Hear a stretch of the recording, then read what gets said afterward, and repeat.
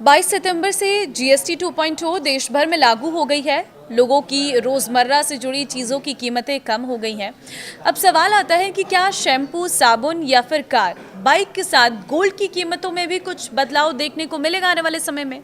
साथ ही क्या ये सोने में निवेश करने का सही समय है? इन सभी सवालों के जवाब इस खबर में आपको देंगे। नमस्कार, मैं हूँ आपके साथ ममता तिवारी। आप देख रहे हैं न्यूज़ 18 का डिजिटल प्लेटफॉर्म। त्योहारों में खासकर धनतेरस और दिवाली पर लोग सोना खरीदते हैं, काफ़ी शुभ माना जाता है। ऐसे में अधिकतर लोग ये जानना चाहते हैं कि जीएसटी कटौती का असर गोल्ड और सिल्वर की कीमतों पर पड़ेगा या नहीं। शेयर मार्केट, म्यूचुअल फंड्स के बीच सोना आज भी भारतीयों के लिए निवेश का एक बहुत अच्छा जरिया बना हुआ है। गहनों के साथ सोने को तुरंत नकदी में बदला जा सकता है। साथ ही डिजिटल गोल्ड में निवेश पिछले कुछ सालों में बढ़ा है। जीएसटी में कमी का असर सोने पर सीधे तौर पर नहीं दिखेगा। एक्सपर्ट्स के अनुसार जीएसटी रिफॉर्म के जरिए लोगों के पास पैसा बचत के लिए रहेगा। ऐसे में आम आदमी सोने में निवेश की तरफ जा सकता है। आजकल सोना खरीदने के लिए किसी बड़े अमाउंट की ज़रूरत नहीं होती है। ऐप के जरिए 100 रुपये का भी सोना खरीदा जा सकता है। अगर ऐसा हुआ और भारत में त्योहारी सीजन के बीच सोने की कीमतों में तेजी देखी जा सकती है। सरकार ने जो इस बार कई चीज़ों पर जीएसटी कम की है, उस लिस्ट में सोना और चांदी शामिल नहीं है। सोने और चांदी पर आपको पहले की तरह ही 3% जीएसटी देना होगा। इसमें 1.5% सेंट्रल जीएसटी है और 1.5% स्टेट जीएसटी शामिल है। अगर आप ज्वेलरी खरीदते हैं तो सोने की कीमत के अलावा मेकिंग चार्जेस, हर एक कंपनी के अलग अलग मेकिंग चार्जेस है, लेकिन 5% तो है ही है। जीएसटी से अलग ही आपको देनी पड़ती है। लेकिन अगर आप डिजिटल गोल्ड खरीदते हैं तो आपको सिर्फ 3% जीएसटी देनी होगी।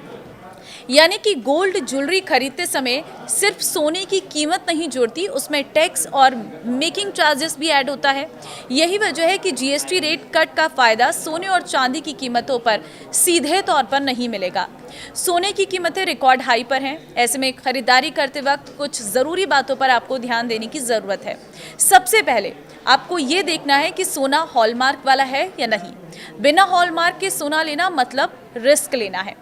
सोने की शुद्धता भी समझनी चाहिए। 24 कैरेट सोना पूरी तरह शुद्ध होता है, लेकिन उससे गहने नहीं बनाए जा सकते हैं।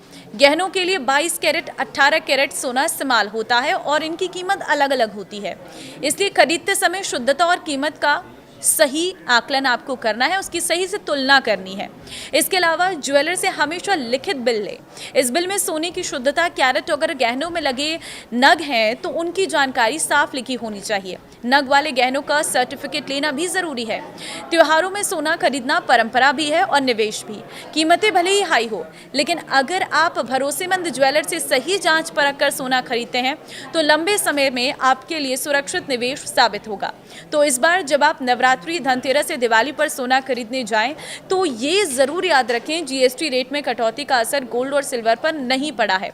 आपको पुराना ही 3% जीएसटी और ज्वेलरी पर मेकिंग चार्जेस के हिसाब से टैक्स देना होगा। जानकारों का कहना है कि निवेशकों को अमेरिका में महंगाई के आंकड़ों का इंतजार है। जियोपॉलिटिकल टेंशन के कारण निवेशक सोने पर दांव लगा रहे हैं और इस साल सोने की कीमत में 40% से अधिक तेजी आई है। और इसकी एक वजह यह भी है कि दुनिया भर के सेंट्रल बैंक जमकर सोने की खरीद कर रहे हैं। साथ ही सोने के सबसे बड़े उपभोक्ता देश चीन में लगातार डिमांड बढ़ रही है। तो सोना निवेश के लिए सही है।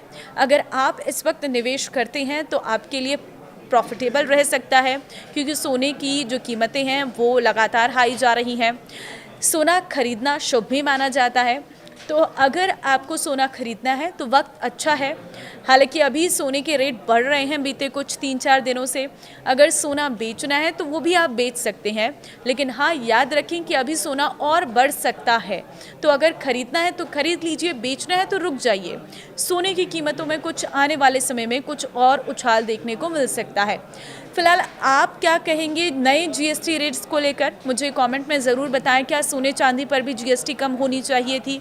ये भी कमेंट में अपनी राय ज़रूर देना और इस वीडियो को सभी लोगों के साथ शेयर कर देना, ताकि सभी को पता चल सके कि जीएसटी का असर सोने चांदी पर बिल्कुल भी नहीं पड़ेगा। नमस्कार।